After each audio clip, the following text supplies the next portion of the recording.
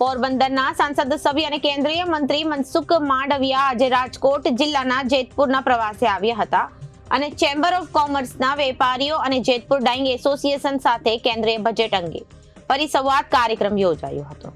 આ કાર્યક્રમમાં ધારાસભ્ય, જિલ્લા પ્રમુખ સહિત ભાજપના આગેવાનો, કાર્યકરો સહિત મોટી સંખ્યામાં કારખાનેદારો અને વેપારીઓ ઉપસ્થિત રહ્યા। ચેમ્બર ઓફ કોમર્સના નવા વેપારીઓ અને જેતપુર ડાઇંગ એસોસિએશન સાથે કેન્દ્રીય બજેટ અંગે પરિસંવાદ કાર્યક્રમ યોજાયો હતો। આ કાર્યક્રમમાં ધારાસભ્ય, જિલ્લા પ્રમુખ સહિત ભાજપના આગેવાનો, કાર્યકરો સહિતના મોટી સંખ્યામાં કારખાનેદારો અને વેપારીઓ ઉપસ્થિત રહ્યા હતા।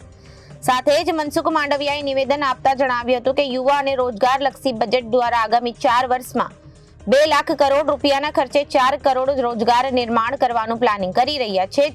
સાથે જ દેશની 500 પ્રીમિયમ કંપનીઓમાં 1 કરોડના યુવાનોને ઇન્ટર્નશિપ સ્ટાઇપેન્ડ આપવામાં આવશે, જેથી યુવાઓમાં રોજગારીનું સર્જન થશે અને સાથે દેશમાં ગતિથી હાઈવેનું નિર્માણ થઈ રહ્યું છે અને રેલવેના ટ્રેકોના કામ ચાલી રહ્યું છે।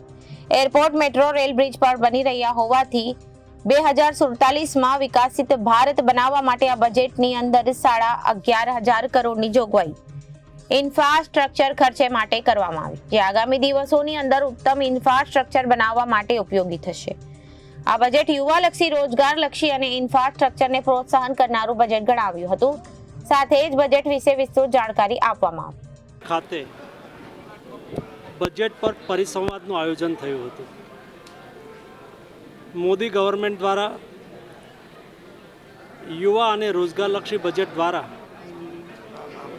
આગામી 4 વર્ષની અંદર 2 લાખ કરોડ રૂપિયાના ખર્ચ સાથે 4 કરોડ રોજગાર નિર્માણ કરવાનું પ્લાનિંગ થયું છે।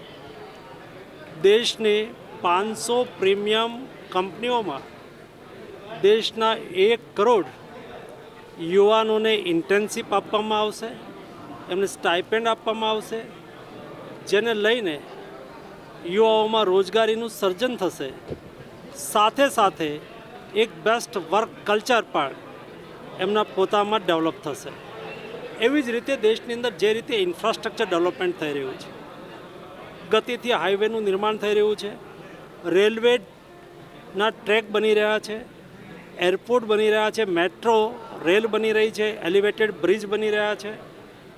દેશ જબ આઝાદીનું શતાબ્દી વર્ષ મનાવતો હોય ત્યારે, યાને કે 2047ની અંદર વિકસિત ભારત બનાવવા માટે આ બજેટની અંદર 11.5 લાખ કરોડ રૂપિયાની જોગવાઈ એ ઇન્ફ્રાસ્ટ્રક્ચર પાછળ ખર્ચ માટે રાખવામાં આવી છે, જે આગામી દિવસોની અંદર ઉત્તમ ઇન્ફ્રાસ્ટ્રક્ચર બનાવવા માટે ઉપયોગી થશે। ટૂંકમાં આ બજેટ એ યુવાલક્ષી, રોજગારલક્ષી બજેટ છે, ઇન્ફ્રાસ્ટ્રક્ચરને પ્રોત્સાહિત કરનારું બજેટ છે। સંવાદ દરમિયાન વિસ્તૃત રીતે વેપારી, મહાજન, ઇન્ડસ્ટ્રીયાલિસ્ટ સૌના વચ્ચે આ વિષય રાખવામાં આવ્યો છે।